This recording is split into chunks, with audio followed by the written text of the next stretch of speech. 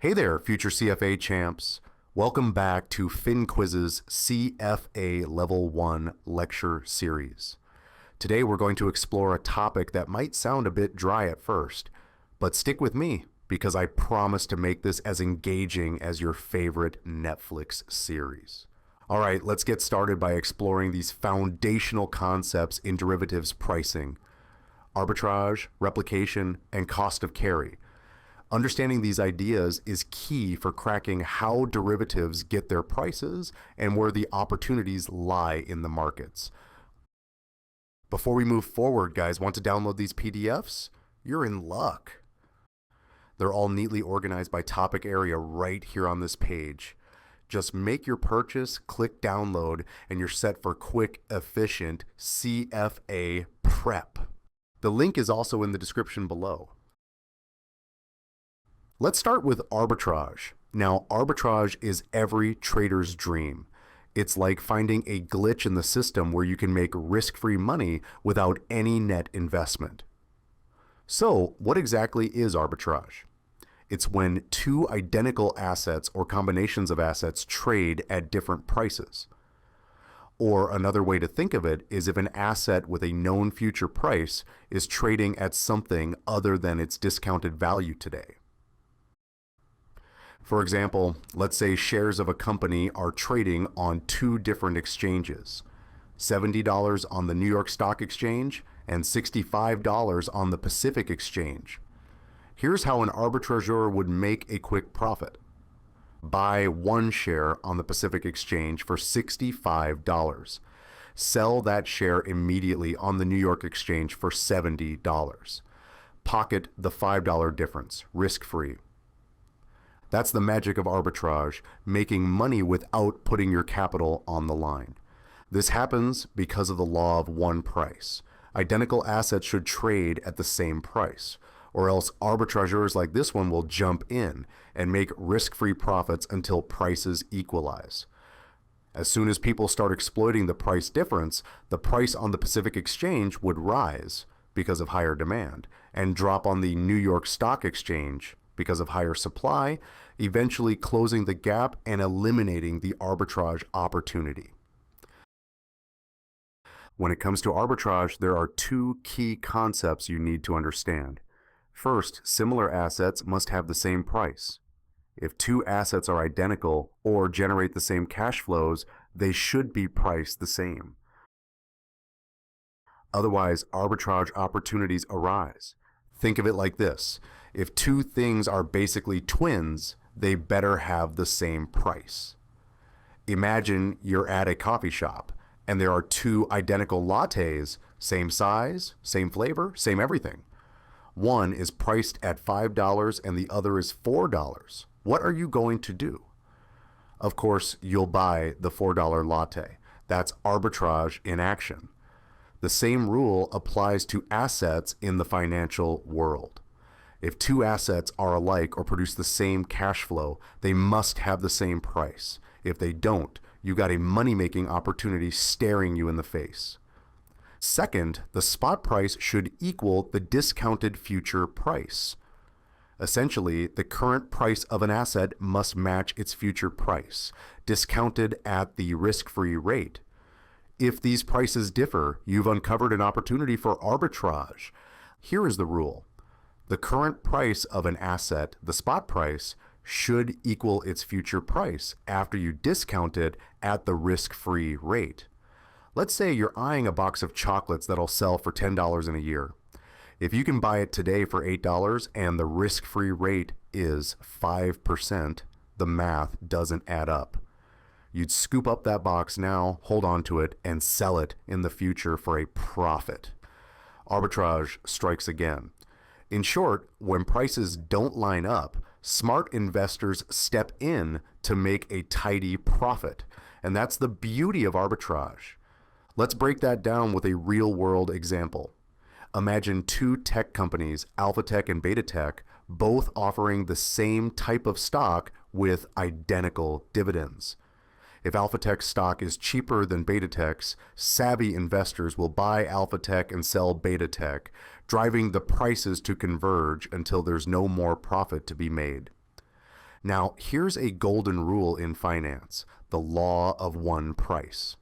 It states that no arbitrage opportunities should exist, because if they did, traders would swoop in, exploit them, and drive prices back in line.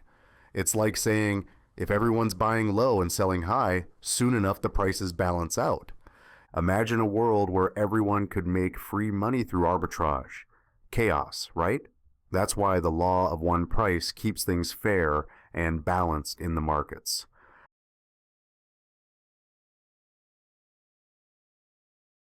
Let's bring this concept over to forward contracts. Imagine a stock priced at $30 today.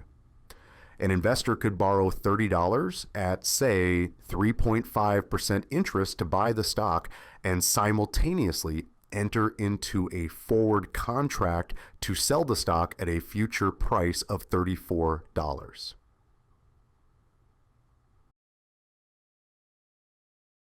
Here's how the scenarios play out. If the stock's price goes up to $55, the investor delivers the stock to settle the forward contract, collects $34, and uses it to repay the loan, including interest, making it $31.05. They walk away with a profit of $2.95. If the stock's price drops to $20, the investor still collects $34 from the forward, repays the loan, and again profits $2.95. The point is, in both cases, there's a profit locked in. This profit opportunity exists because the forward price isn't aligned with the cost of borrowing. To eliminate arbitrage, the forward price would need to be set equal to the amount owed on the loan, about $31.05. This shows how arbitrage can force forward prices into alignment. To prevent scenarios like this, the forward price needs to be set just right. It should equal the spot price multiplied by 1 plus the interest rate over the time period. This ensures there's no room for arbitrageurs to exploit and make free money. Think of it like setting the right price for a concert ticket. If the price is too low, everyone rushes to buy and resell them at a higher price until the price naturally balances out. Same idea with forward prices and arbitrage.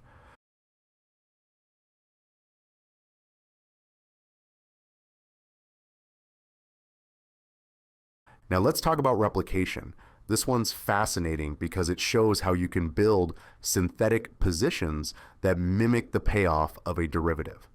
Replication means recreating the cash flows of a derivative by using a mix of the underlying asset and either borrowing or lending money. It's essentially constructing a derivative from scratch by combining different financial moves. This is all about recreating the cash flow stream of a derivative using a combination of positions in the underlying asset and borrowing or lending funds. Sounds fancy, but it's super useful. Imagine you want to mimic the payoff of a forward contract without actually entering into one. You could borrow money at the risk-free rate and buy the underlying asset. By doing this, you're essentially replicating the forward contract's payoff. It's like building your own financial toolkit to match another tool's functionality. If you borrow money to buy a stock today and hold it until a future date, you'll have replicated a forward contract on that stock. By doing this, you're following the law of one price, ensuring no arbitrage opportunities sneak in. Let's dig deeper. For instance, if you wanted to replicate a long forward position, you could do it by borrowing at the risk-free rate and buying the underlying asset at today's spot price. Then, at expiration, the cash flows from holding the asset and repaying the loan would match the payoff from a forward contract. In other words, you're building a forward position without actually signing a forward contract. Let's say you enter into a long forward contract to buy a stock at time T. Alternatively, you could borrow money today at the risk-free rate, buy the stock, hold it until time T, then sell it at the spot price and repay the loan. This ties directly back to the arbitrage example we discussed earlier using a forward contract. This replication technique works because of our old friend, the law of one price. It ensures that the cost of replicating a derivative position matches the derivative's actual price, meaning there's no room for arbitrage. Simple, right? By understanding replication, you can better grasp how derivatives are priced and why they behave the way they do. It's all about creating balance and ensuring there are no free lunches in the market. So why should you care about replication? Well, it helps you understand the fundamental pricing of derivatives and ensures you can identify any mispricings in the market. It's a powerful tool in your CFA arsenal that showcases the elegance of financial theory in action. Plus, mastering replication makes you a more versatile investor. You can create strategies that hedge risks or capitalize on market inefficiencies with confidence. Now, let's tackle the costs and benefits of owning the underlying asset, which lead us to the concept of the cost of carry, one of the trickiest but most important parts of derivative pricing. The cost of carry represents all the expenses or benefits of holding an asset. When you own an asset, you incur certain costs like storage, insurance, or financing costs, like interest on borrowed funds. But there might also be benefits such as dividends or convenience yield, the non-monetary benefit of holding an asset, especially for scarce commodities. So now, anytime you hold an asset, there are costs and benefits involved, and in derivative pricing, we need to account for these when figuring out forward prices. All right, imagine you're thinking about investing in a cool company like Apple. You're not just throwing money at the stock and hoping it shoots up, right? There are actual costs and benefits tied to owning that stock. Understanding these can really help you make smarter moves and, of course, nail that CFA exam. When you own an asset like Apple stock, there are things you have to consider. It's not just about the price going up. There are costs like the opportunity cost of what else you could do with your money and benefits like dividends you might earn. All these factors play into the price you're willing to pay for that stock, making sure there's no easy way to make a risk-free profit by juggling spot prices and derivatives. Think of it like deciding whether to rent an apartment or buy one.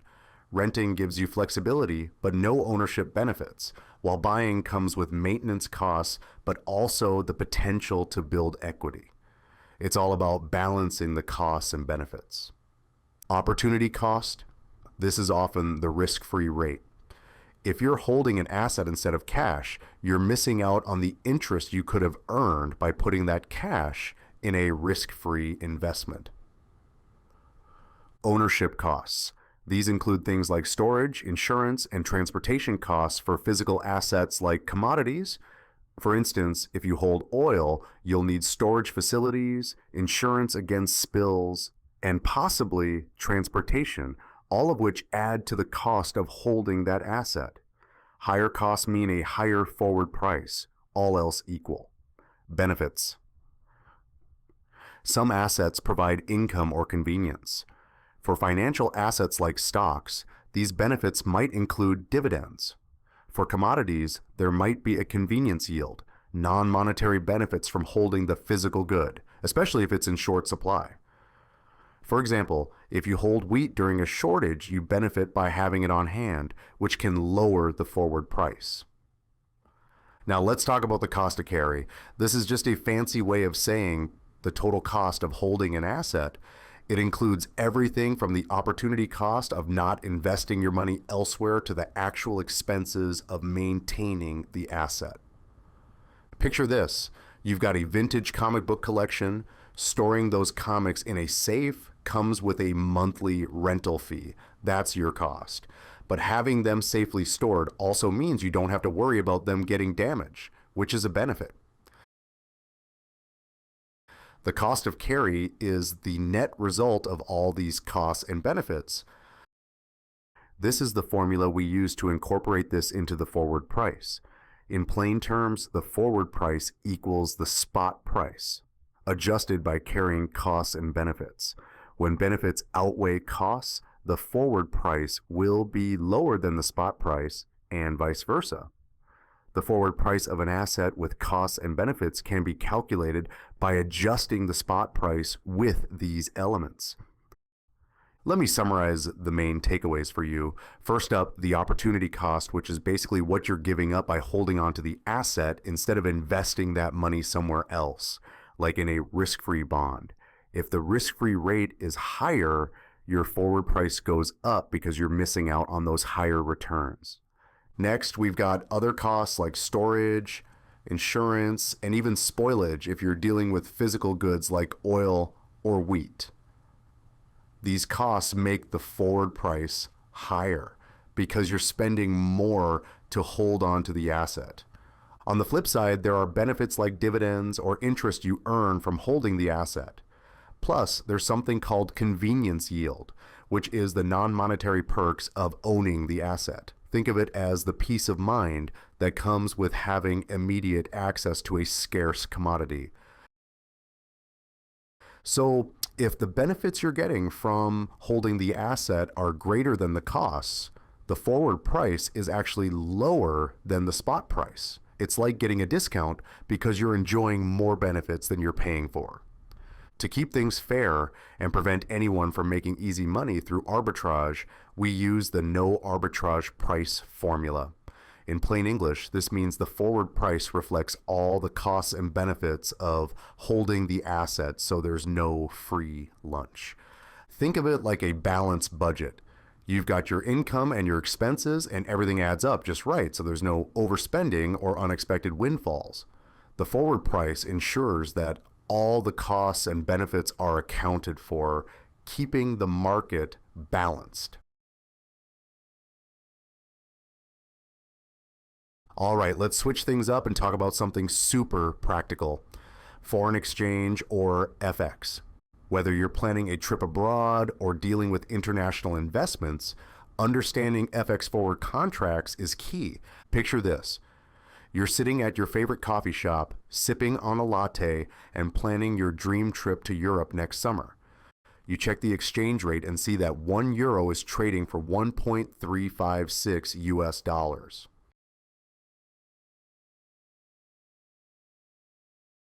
But wait, what if that rate changes by the time you book your flights? Stressful, right? Don't worry, we've got you covered with forward contracts on foreign currencies. An exchange rate is simply the price of one currency in terms of another. So when we say the USD per euro exchange rate is 1.356, it means you need 1.356 US dollars to buy €1. Easy enough. Now, in this pair, the euro is the base currency, the first one in the pair, and the US dollar is the price currency, the second one. Think of it like the main ingredient and the seasoning. It's all about the relationship between them. Let's say the exchange rate drops to 1.30. What does that mean? It means you need fewer US dollars to buy the same euro. In other words, the US dollar has appreciated against the euro, or the euro has depreciated against the dollar. It's like your favorite coffee getting a discount. Awesome, right? Now, onto currency forward contracts. Imagine you want to lock in today's exchange rate for your trip next year. A forward contract is your way of doing that. It's an agreement to buy or sell a certain amount of a currency at a future date at a rate you decide today. No more guessing games with fluctuating rates. Currency forward contracts are agreements to exchange currencies at a set rate on a future date. It's like locking in the price of your vacation tickets today so you don't get blindsided by rate changes later. Let's make it real. Suppose you're entering a long FX forward position in USD per euro. This means you're committing to buying euros and selling US dollars at a forward rate set today. Why? To avoid the headache of rate changes messing up your budget. To keep things fair and prevent anyone from making easy money through arbitrage, the forward rate has to reflect the difference between the foreign and domestic risk-free rates. Here's how it works. The forward exchange rate is calculated by taking the spot exchange rate and adjusting it based on the interest rates in both countries. So if the foreign risk-free rate is higher than the domestic rate, the forward rate adjusts accordingly. In plain terms, if Europe offers a better return on investments than the US, the euro's forward rate might be lower to balance things out. Here's the formula in everyday language. Forward exchange rate equals spot exchange rate times 1 plus foreign interest rate divided by 1 plus domestic interest rate. Taking a long position in a forward contract means you're agreeing to buy the base currency and sell the price currency in the future. For example, if you're going long on US dollar per euro, you're set to buy euros and sell dollars at the rate you agreed on today, no matter what happens tomorrow. So how do we set this forward rate? It's all about the difference between the foreign and domestic risk-free rates. If the foreign rate is higher, the forward rate adjusts to keep things fair and prevent arbitrage. Imagine you're comparing two savings accounts, one in the US and one in Europe. If the European account offers a higher interest rate, the forward rate for USD per euro will adjust to reflect that difference, ensuring there's no easy way to make a risk-free profit by switching currencies. Let's put this into a real-world scenario. Imagine the US risk-free rate is 2% and the European rate is 3%. If the current spot rate is 1.356, the forward rate would be adjusted to account for that 1% difference. This ensures there's no easy arbitrage opportunity, no free lunches in the FX world. Finally, let's talk about how the forward price relates to the spot price. Now, how does this all tie back to the relationship between forward and spot prices? It all hinges on the interest rate differential between the two currencies. Here's the scoop. If the foreign interest rate is higher than the domestic rate, the domestic currency will trade at a forward premium. If it's lower, you get a forward discount. I repeat. If the foreign interest rate is higher than the domestic rate, the domestic currency will trade at a forward premium. Think of it as the domestic currency being more expensive in the future because of the higher interest rate abroad. Conversely, if the foreign interest rate is lower, the domestic currency trades at a forward discount. It's cheaper in the future because the foreign rate can't compete. To sum it up, higher interest rate currency, forward discount, lower interest rate currency, forward premium. And remember, the forward premium or discount isn't just about the rates. It's also influenced by the current spot rate and the time until the contract matures. The longer you lock in your rate, the more those interest rate differences play a role. For example, if the US interest rate is higher than Europe's, then USD will trade at a forward discount relative to the euro. This is the formula here for the forward rate, considering the interest rate differential. If foreign rate is higher, the foreign currency trades at a forward discount. If domestic rate is higher, the domestic currency trades at a forward discount. To solidify this concept further, let's explore another scenario. Let's say you're the CFO of a US-based company about to sign a big deal with a European partner. You expect to receive 1 million euros in 6 months. You're worried that the euro might depreciate against the dollar, meaning you'd get fewer dollars when you convert. To protect your company from this risk, you enter into a forward contract today to lock in the exchange rate. By doing this, you know exactly how many dollars you'll get, no matter what happens in the market. Peace of mind? Check. Budget certainty? Double check. And guys, one more thing, I Studying for CFA level 1 can feel like climbing Everest, but you don't have to do it alone. FinQuiz has got your back with some seriously game-changing tools. Whether it's battle-ready summaries to simplify the toughest concepts, Stanley Notes packed with all the must-know details to keep you laser-focused, or mock exams to get you exam ready, they've got everything you need to crush it. And those question banks? They're like having a personal coach throwing curveballs at you until you're hitting every one out of the park. So don't overthink it. Jump over to FinQuiz, grab what you need, and make this exam your win. So that's the breakdown of arbitrage, replication, and the cost of carry in derivatives pricing. These are foundational concepts, so be sure to solidify your understanding by diving into FinQuiz practice questions and working through CFA Institute problems. Remember, derivatives pricing is all about understanding relationships, opportunities, and costs. So the more you practice, the clearer these connections will become. Let's keep up the momentum and let's master this material.